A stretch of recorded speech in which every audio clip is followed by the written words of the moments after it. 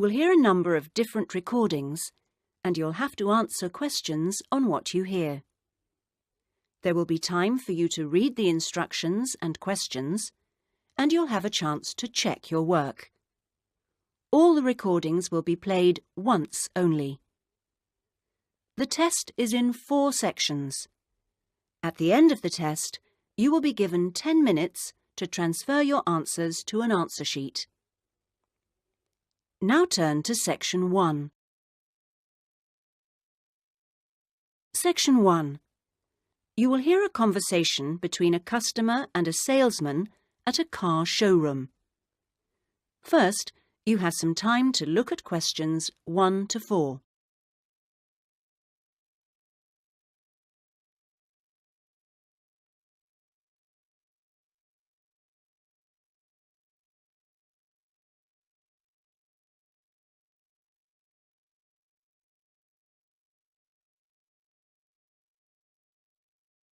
You will see that there is an example which has been done for you. On this occasion only, the conversation relating to this will be played first. Good morning. Please take a seat. How can I help you? Well, I'm thinking of buying a new car and I'd like some advice. Sure, yes. Had you got any particular make in mind? I'm interested in a leader. I've had one before and liked it, but I haven't really made up my mind.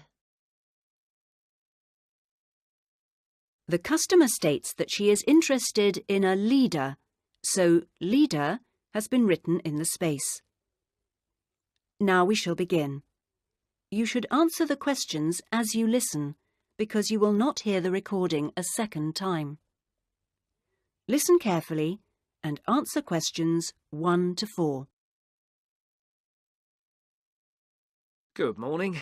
Please take a seat. How can I help you? Well, I'm thinking of buying a new car and I'd like some advice. Sure, yes.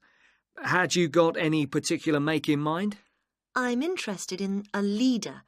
I've had one before and liked it, but I haven't really made up my mind. Sure. We've got various models. Right. What about the engine size? Any ideas? The one I've got at the moment's a 1.2 litre engine, but I find it a bit slow on long journeys.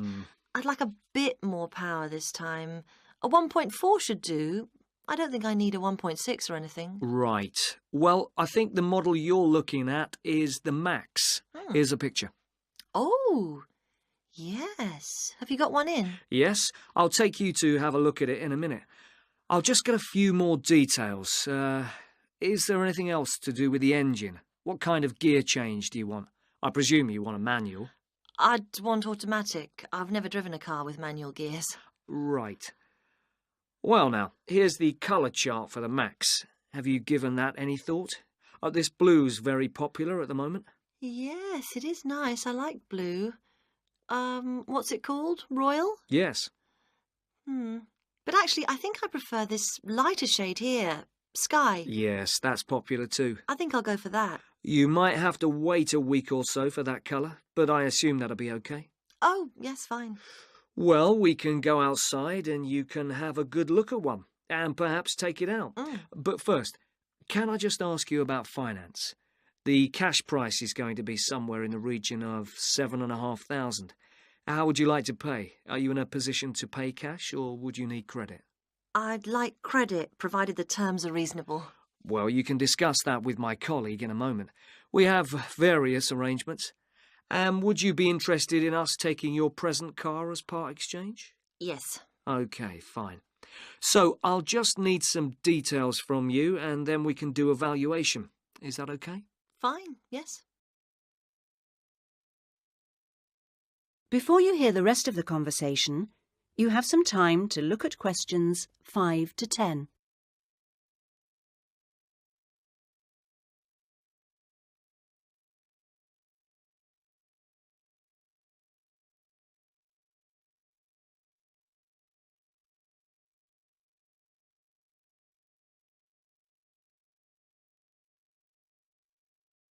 Now listen and answer questions 5 to 10. Could I have your full name? Wendy Harries. That's Harries. And is that Mrs.? Miss? Ms?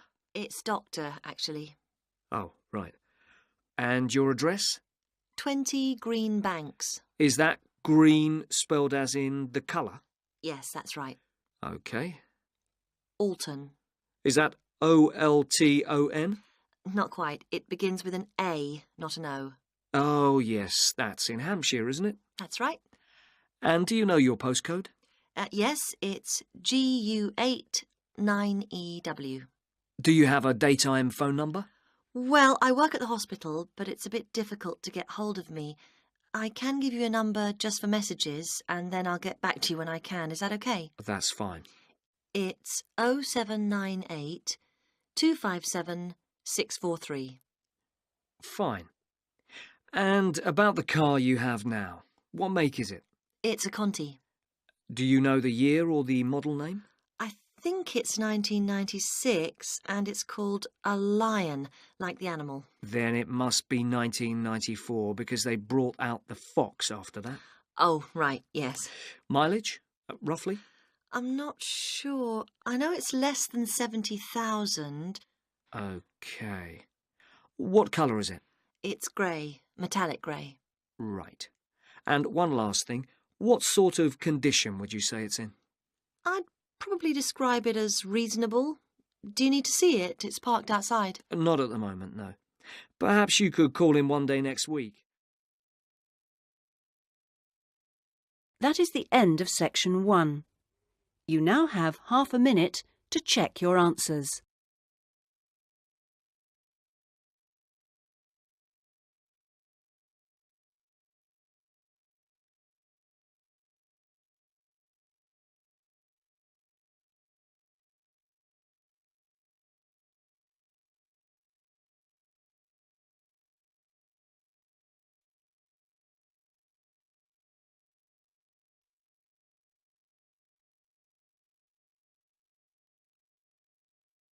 Now turn to section 2. Section 2. You will hear an admissions officer from a UK university talking to a group of postgraduate students in a university abroad about applying for a place at his university. First, you have some time to look at questions 11 to 15.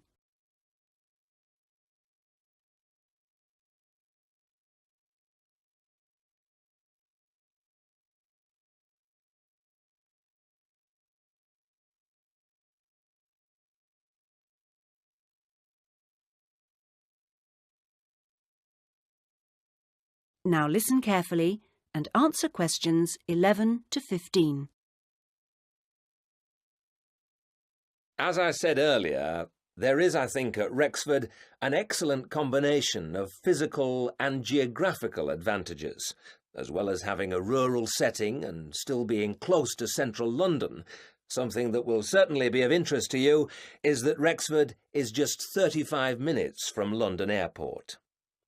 At Rexford, we have a strong research capability.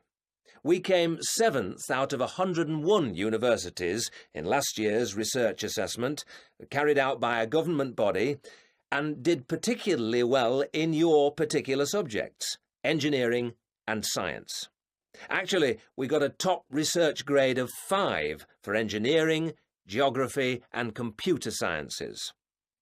One further point, and I know from talking to you individually that a number of you may be looking for some experience in industry after the course, is that all our science and engineering research departments have unusually close relationships with industry in the area. Anyway, that's enough sales talk from me. I'll just take a sip of this coffee that's just arrived, thank you, and then I'll say something about what actually happens when you apply. Right. Now, if you do decide to make an application, what you do is send it directly to me in my department. I will then immediately send confirmation and the application process begins. And I'd like to say at this point that you shouldn't worry if this process doesn't work all that quickly. I mean, occasionally there are postal problems, but most often the hold-up is caused by references. The people you give as referees, shall we say, take their time to reply. Anyway, it's absolutely normal for this process to take 3 to 4 months. What I do in this period is keep in touch with you and reassure you that things are moving along. One of the ways we've devised to help you decide about applying, as well as later when you've been accepted, hopefully, is to put you in contact with, if possible, a student from your own country who is at present studying with us. What you can do is phone them up, we will of course liaise between you, and discuss your concerns with them. That way you can get an objective opinion of what you can expect if you come to live and study at Rexford. Not only the academic atmosphere, but important details like what the leisure facilities are like, and whether the English weather and food are really as awful as everybody says. No. If you decide you can face it, the contact can also help you just before you face it. The contact can also help you just before you are from this country. At the moment, I think we've got 2 second-year students and 1 postgraduate from this country. Before you hear the rest of the talk, you have some time to look at questions 16 to 20.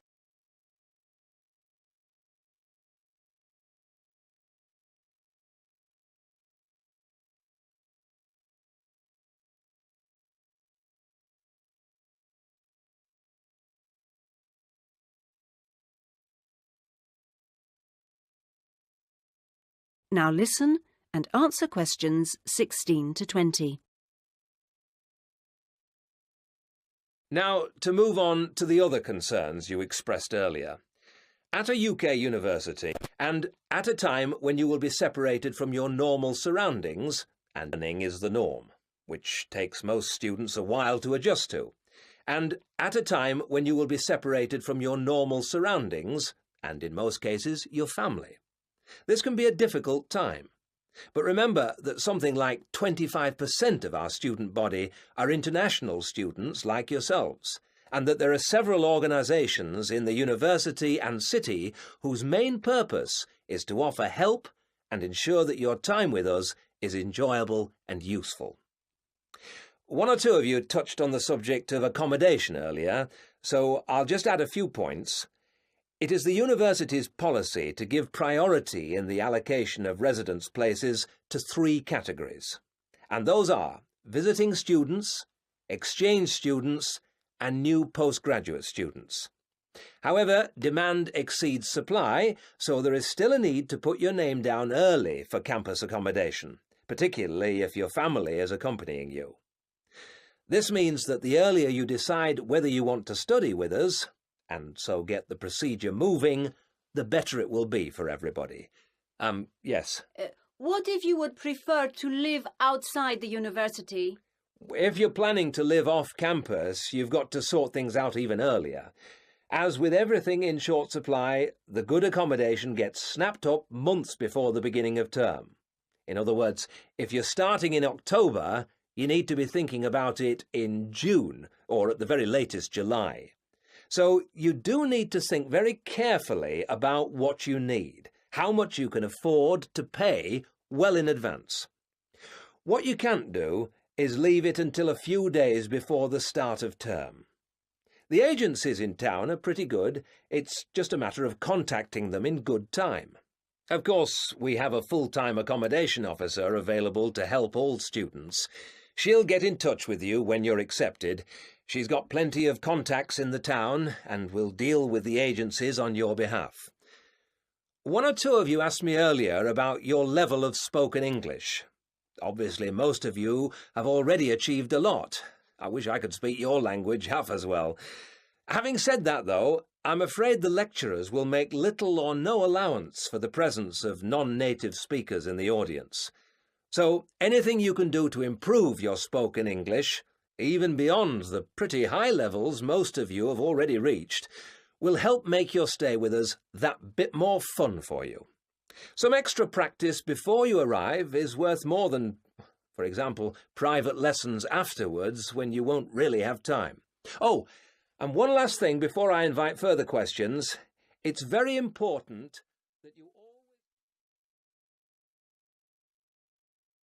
That is the end of section 2. You now have half a minute to check your answers.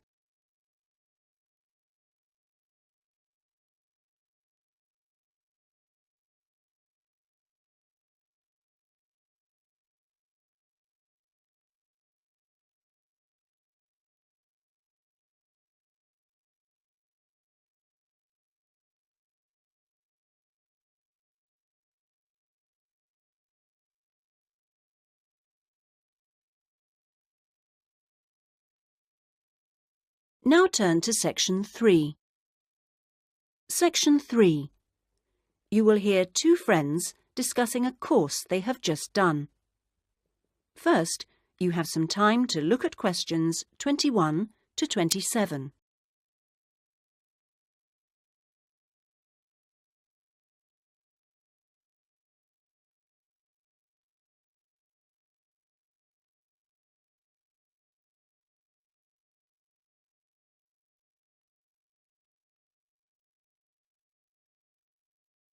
Now listen carefully and answer questions 21 to 27. Oh, Ben, I just remembered I never filled in that form for Nick. Ah. Did you do it? The course feedback form. Yes. If you want, we can do it together. I've got mine here. Is that okay? Yeah. Okay. Let's have a look then. What do we have to do? Let's fill in the top first. Let's see. Course code. It's communication in business. Okay. Communication in business. I do know that, but what's the code? CB16 something. CB162, isn't it? That's it. Okay. And dates. When did we start? I remember my birthday's on May 4th, and it was the day after. It must have been May 5th. Gosh, doesn't seem that long ago, does it? No. And we finish at the end of this week on Friday, so that's July 15th. 16th. Oh. Monday was the 12th. Yeah. Right, that was the easy bit. Now, let's have a look. Please give your comments on the following aspects of the course. Okay, what's the first one? Oh, course organisation. What do you think? Clear. It was, wasn't it? Yeah, I think the organisation was clear. Okay, anything else for course organisation? It was a good thing he gave us the course outline at the beginning in the first session. That was useful, so I'll put that down, shall I? Yeah. Now, going on to suggestions for improvement, one thing that wasn't so good, I think we could have done a bit more work at the beginning. I mean, at the beginning, it seemed dead easy. Yeah. I thought it was going to be really easy, and then all of a sudden in the second half of the course, we got a whole load of work. Yeah. Reading to do and essays and things. Yeah, it'd be better if it was more even. Okay, now, course delivery. Does that mean teaching? Yeah, I suppose so. Well, what I thought was really good on this course was the standard of teaching. Actually, I mean, some of the teachers were better than others, but the standard generally was fine. Much better than other courses I've been on. Yeah, I agree. Let's put that then. Okay. What about suggestions for improvement? I didn't think it was all that wonderful when we had great, long group discussion sessions that went on for hours and hours. Right. I don't mean we shouldn't have group discussions, just that they shouldn't go on too long. Before you hear the rest of the discussion, you have some time to look at questions 28 to 30.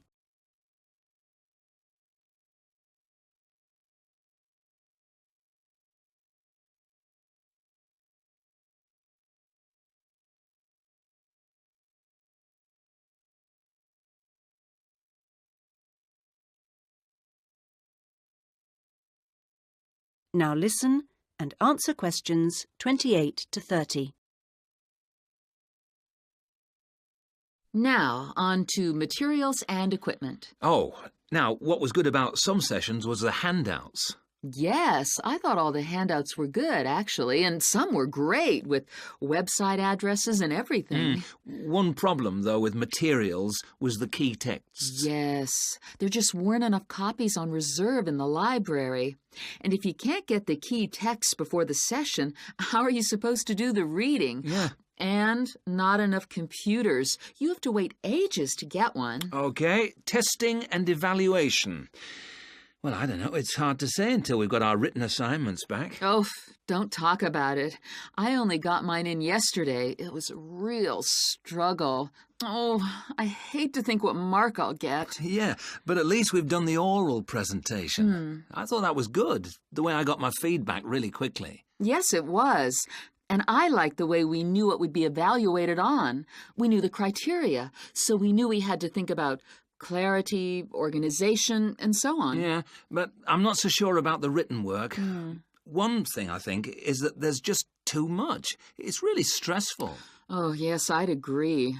And I don't see why they can't let us know the criteria they use for marking. The written assignments, but he told us. No, for the final exams. Oh. What are they looking for? What are the criteria? What makes a pass or a fail? Yeah, I never thought of that. It'd be really useful. Okay, any other comments? I thought student support was excellent. Yeah, me too. Okay, excellent. Other comments? No, I can't think of anything else. Nor me. Okay, so that's done. Thanks, Ben. No, thank you. That is the end of section 3. You now have half a minute to check your answers.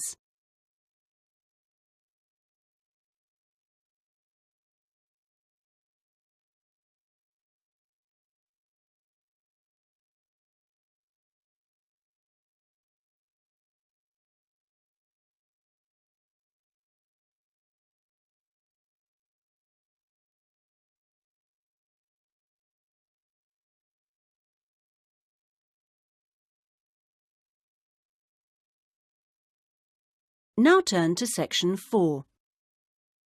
Section 4. You will hear a student giving a presentation about a project on household waste recycling. First, you have some time to look at questions 31 to 40.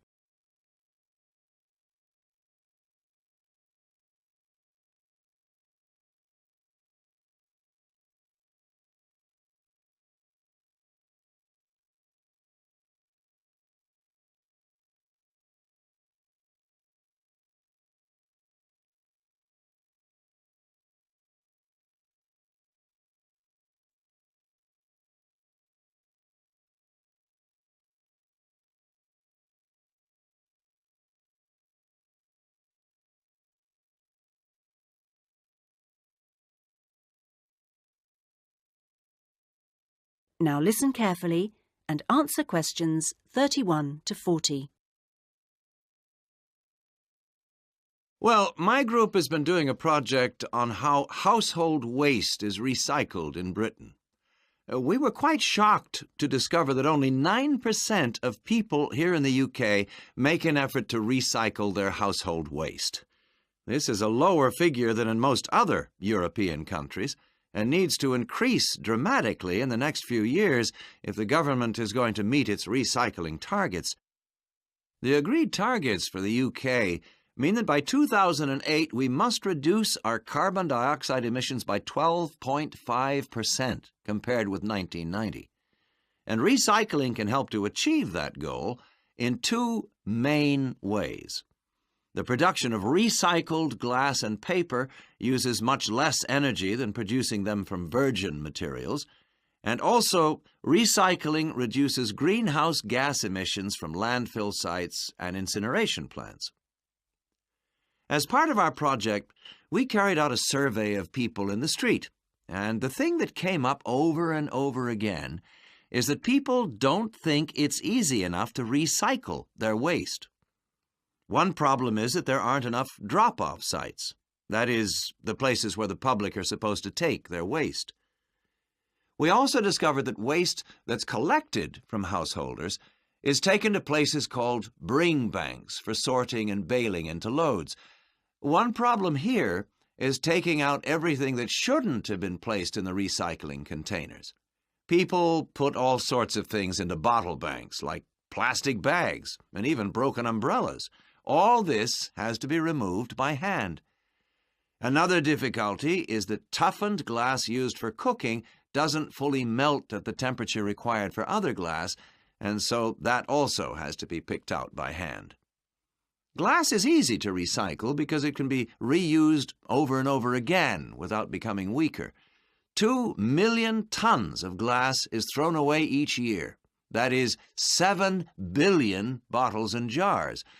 But only 500,000 tons of that is collected and recycled.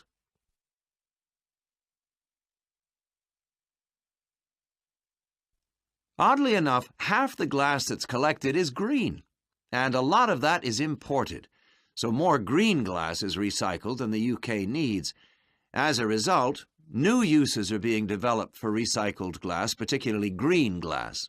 For example, in fiberglass manufacture and water filtration. A company called CLF Aggregates makes a product for roads, and 30% of the material is crushed glass. For recycling paper, Britain comes second in Europe with 40%, behind Germany's amazing 70%. When recycling started, there were quality problems, so it was difficult to use recycled paper in office printers, but these problems have now been solved. And Martins, based in South London, produces a range of office stationery which is 100% recycled, costs the same as normal paper, and is of equally high quality. But this high quality comes at a cost in terms of the waste produced during the process. Over a third of the waste paper that comes in can't be used in the recycled paper, leaving the question of what to do with it. One firm, PaperSave, currently sells this to farmers as a soil conditioner, though this practice will soon be banned because of transport costs and the smell, and the company is looking into the possibility of alternative uses. Plastic causes problems because there are so many different types of plastic in use today, and each one has to be dealt with differently. Packrite recycles all sorts of things, from bottles to car bumpers, and one of its most successful activities is recycling plastic bottles to make containers which are used all over the country to collect waste. The Save a Cup scheme was set up by the vending and plastics industries to recycle as many as possible of the 3.5 billion polystyrene cups used each year. At the moment, 500 million polycups are collected, processed, and sold on to other businesses such as Waterford, which turns the cups into pencils, and Johnson & Jones, a Welsh-based firm, which has developed a wide variety of items, including business cards. Well, to sum up, there seems to be plenty of research going on into how to reuse materials. But the biggest problem is getting people to think about recycling instead of throwing things away. At least doing the research made us much more careful. That is the end of section 4. You now have half a minute to check your answers.